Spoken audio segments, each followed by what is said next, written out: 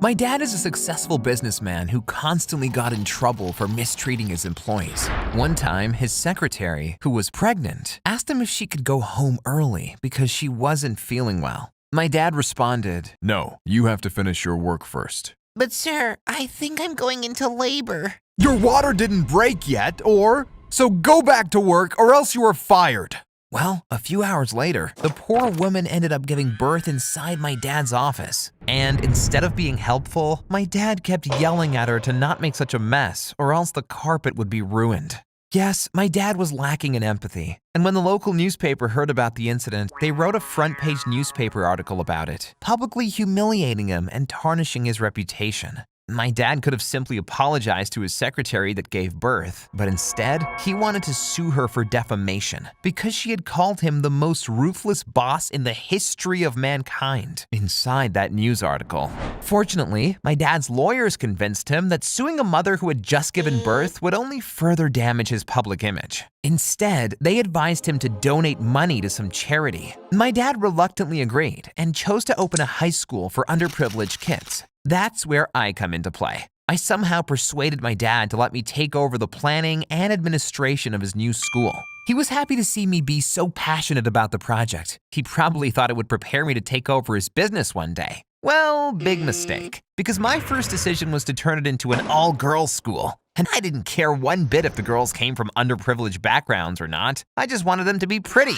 And to get as many school applications as possible, I let the school make all kinds of ridiculous promises, like one teacher for every 5 students, and the offering of lots of sports activities like ballet classes and horse riding. LOL! I was way too lazy to hire a ballet teacher, and I certainly didn't buy any horses. But my marketing worked, and the school got over 2,000 applications. I went through all of them and checked every girl's Facebook account to see if they were pretty or not. Of course, I only chose the best-looking ones. To give you an idea how picky I was, I only accepted 1 in 10 girls. Anyway, the year was about to start, and I realized that I had forgotten to hire teachers. I ended up finding some at the last minute, but they were really bad. They all had been kicked out of their previous schools for either always being on sick leave, straight up stealing, or in one case, bullying one of our own students. But hiring bad teachers turned out to be a brilliant move on my part, because none of them cared whether I was running the school well or not. They all just wanted to collect their paychecks. In fact, 2 of the 10 teachers I hired only showed up for a single week. Afterward,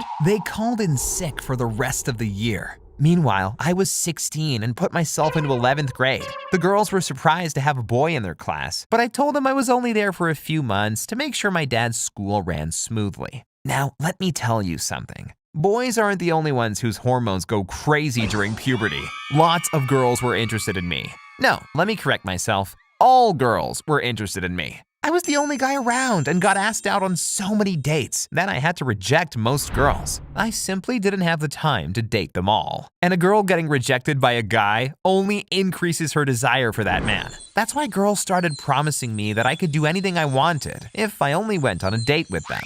And while you probably think I was living the dream, I don't think that such an abundance of women was healthy for me. I had always looked up to my dad. Maybe he was a jerk, but he was also extremely hardworking and a high achiever. I wanted to be like him one day and not just end up as another spoiled rich kid. But ask yourself the following question. Would Bill Gates have had the discipline to build Microsoft if growing up he'd been surrounded by hundreds of pretty girls who all wanted him? Not a chance! And so, instead of focusing on my studies, I was fully busy with girls. I often skipped classes and took my classmates Kendall and Rose into empty classrooms to hang out and make out. I had a key to every classroom after all. I pulled out a water bottle and said, "Let's play spin the bottle." Can you believe that in 10 spins, it didn't point at me once? It was infuriating, but at least Kendall came home with me after school, so I won't complain. What shocked me the most about staying at an all-girls school was how mean the popular girls were. Our teachers paid no attention to bullying, and in my art class, some girls always drew their sketches on the backs of other girls. They had to hold still for at least an hour, and it was extremely degrading. I once asked one of the girls that got bullied why she let the popular girls treat her like that, and she replied, "Because if I stand up for myself, they'll take me to the bathroom, take away my clothes, and make me walk home naked. I saw them do that to another girl." I felt sorry for her and invited her to my home. But once it got late, I told her, "I want to sleep now. Please go home." Oh, But will we see each other again tomorrow? No. So you don't want to be my boyfriend? I shook my head and she started crying. Oh my god, you took my V card and you don't even want to date me? You stole it from me! At that point, I'd probably been intimate with a third of all girls at my school.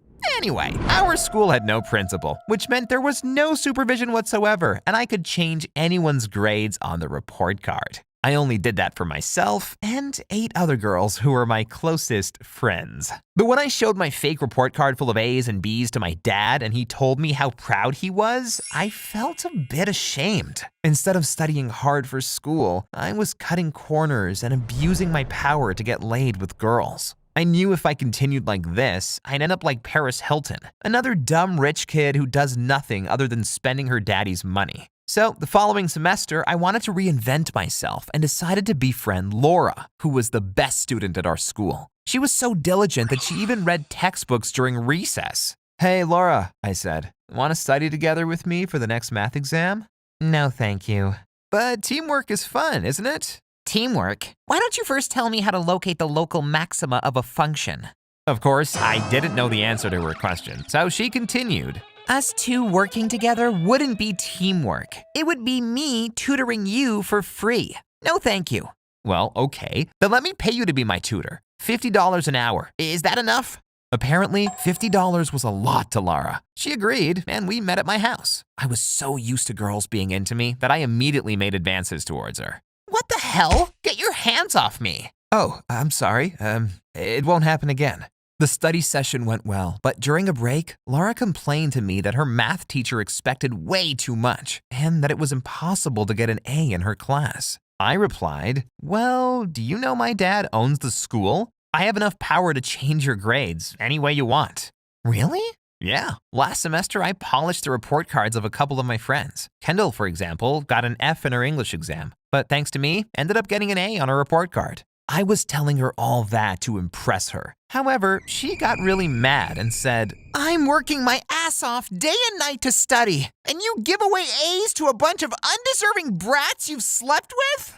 I didn't know what to respond, and Lara stormed out. I had a bad feeling, but I had no idea just how bad things were about to get. Laura contacted both the local authorities and several newspapers to tell them how I was the only boy at my dad's all-girls school, how I had slept with dozens of girls, and how I had abused my power to give some of my favorite girls good grades in return for you-know-what. It turned into a huge scandal, and everyone blamed my dad for what I had done. He got so much negative press that the board of directors of his own company decided to fire him as the CEO. At first, my dad hated me for all the trouble I'd caused him. But now, without the job and without the stress that comes with being a CEO, he became a much more relaxed person and forgave me. He even said, I'm glad I no longer work 12 hours a day. I have all the money in the world, so why shouldn't I enjoy myself a little?